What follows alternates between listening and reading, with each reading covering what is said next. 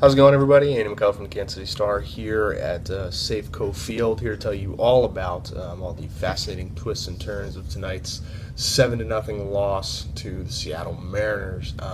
Mike Montgomery, you may remember him if you studied the Royals through Baseball America or the internet. He was once one of their top pitching prospects. His stock really tumbled in past couple years, and he was a guy who was really just treated as like a throw-in almost.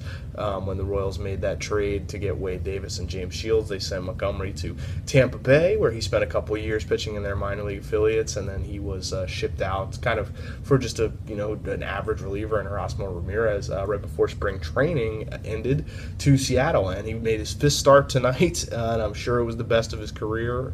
He said it was the first time, really in his professional career that he threw a shutout, threw a complete game. He went 9 strong. Was not particularly challenged after the first inning. He struck out 10. He gave up only 3 hits. It was a really dominating performance. The Royals, seemed like their at-bats were non-competitive. Nedio spoke a lot about, sort of the efficacy of Montgomery's changeup and how that sort of distorted, their swings and things like that. And sometimes Ned was talking about this pitch as if it was like invented, like 2 days ago in a lab. Like it comes in, it looks like a fastball, and then it drops out of the zone. So I honestly, I think, if you're a Royals fan, you have to wonder how they can be so stunned by this changeup, like this miracle pitch that was invented overnight. But anyway, it's just one of those games. All things considered, it is a bit disheartening considering how well they performed last night against Felix Hernandez to come out and struggle like this. Meanwhile, on the flip side, Jeremy Guthrie gave up 6 runs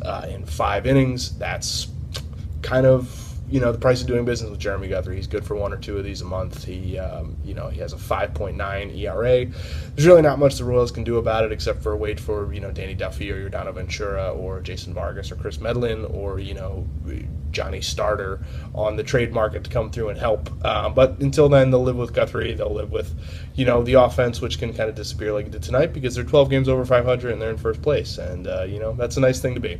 So we'll be here to talk more about their series finale tomorrow. You can read all about all of it in the pages of the Kansas City Star and kansascity.com. Thanks. Bye-bye.